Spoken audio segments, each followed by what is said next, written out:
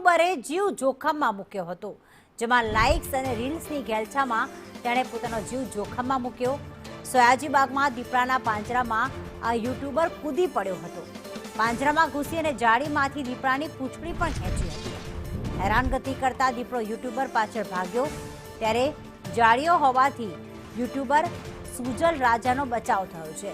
સુજલ રાજાએ ઇન્સ્ટાગ્રામ પર આ વિડીયો પણ એક અપલોડ કર્યો છે, જેમાં દીપડો છે તે જાળીમાં કૂદીને તે અંદર જાય છે અને દીપડાને પૂંછડી ખેંચવાનો પણ પ્રયાસ કરે છે।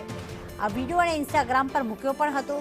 જીવદયા પ્રેમીએ યુટ્યુબર સામે પગલાં લેવા માંગ કરી છે।